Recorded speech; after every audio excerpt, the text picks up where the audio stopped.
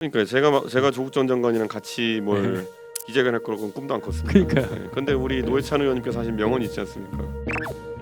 외계인들이 쳐들어오면은 한국과 일본이 손잡아야 된다. 외계인은 윤석열 대통령입니까? 그럼? 이 최상병 거는 너무 기괴하잖아요. 그러니까 최상병.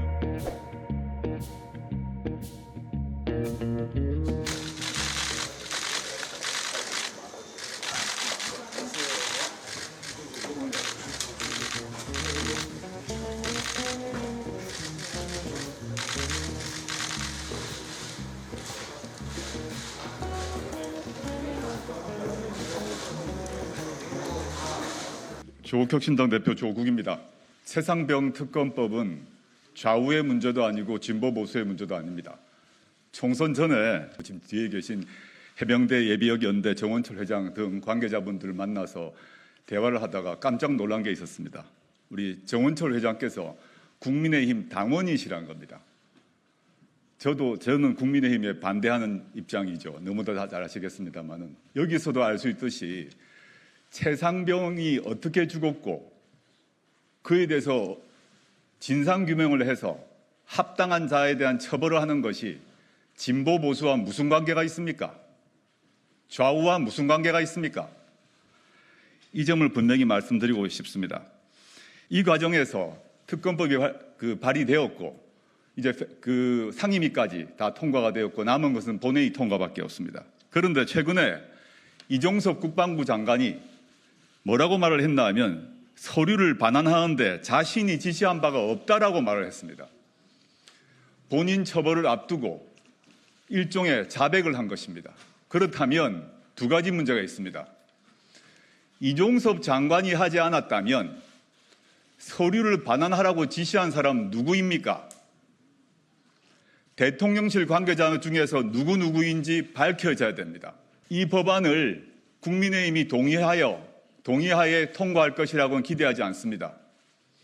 그러면 야권이 힘을 다 합해서 통과시켜야 할 것입니다. 지금 이 사안은 방금 전에 조국 대표께서도 말씀하셨겠지만 보수의 문제도 진보의 문제도 아닌 것입니다.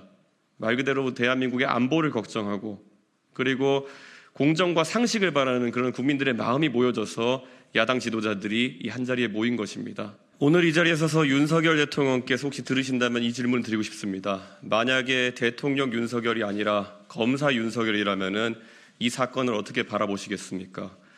평소에 국민들에게 사랑받았던 스타 검사 윤석열 시절의 그 모습을 상기해 보자면 아마 이번 기회에 이런 문제가 다시는 나타나지 않도록 고위직까지 철저한 수사를 통해서 발본색원하겠다고 수사 방향을 천명했을 것입니다. 그렇다면 검사 윤석열이 아니라 지금 군 통수권자 윤석열로서는 어떤 판단을 하시겠습니까? 그리고 독소조항 같은 이야기 안 하셨으면 좋겠습니다. 만약 독소조항이 있다고 생각한다면 국민의힘에서 진상규명에 보탬이 되는 방향으로 수정안을 내주십시오. 그 수정안을 바탕으로 표결하면 될 것 아닙니까?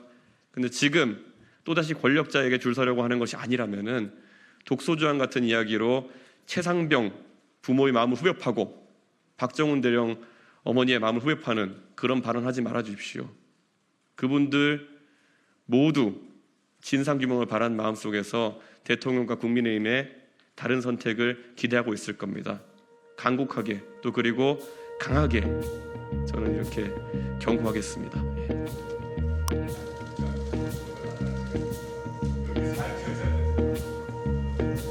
그 전에 우리가 모두 알았던 쟁점은 뭐냐면